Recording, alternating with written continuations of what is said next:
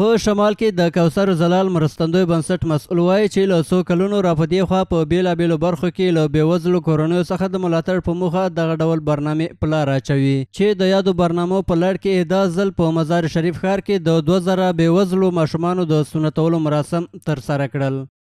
هدف اصلی ما نهادینه ساختن ختنه بدون خونریزی در افغانستان هست و ما گفته میتونیم که طی 12 سال ما 30,000 طفل تا حال در افغانستان ختنه کردیم و بالاتر از 100 نفر دکتر ما در این بخش ترینینگ دادیم. ورته مهال په بلخ ولایت کې د شهروند مسؤل بنسټ مسؤل وایي چې دغه مراسم د بېوزلو کورنیو لاسنیوي په موخه په رایګان ډول ترسره کړي دي چې تر 3 ورځو پورې به دوام ولري. بالاتر از 2000 طفل ختنه میکنیم که ختنه سوری هدفش نهادینه ساختن ختنه سوری به طور رایگان است. در قدم اول کسای ختنه میشه که مستحقین است. اما تعداد از اطفالایی که یتیم هستند، بے وضاحت هستند، توان پرداخت اما پول ختنه را ندارند. ما از این لحاظ ختنه سوری د سجمی را برای انداختیم.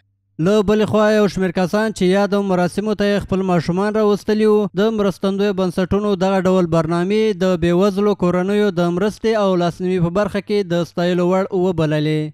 متشکر خدا آوردیم، بسیار زیاد تشکری میکنیم کسایی که برنامه را براندازی کردن. دیگر یک جان سپاس. خیلی خوش هستیم، از تشکر از کشور ترکیه که کمک به ما مردم کردن.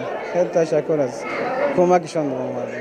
د یادولو وړ ده په دغه مراسمو چې نږدې 1 میلیون افغانۍ لګښت راغلی دی د 100 مسلکي ډاکټرانو له لورې په لیزري ډول ماشومان سنت شول.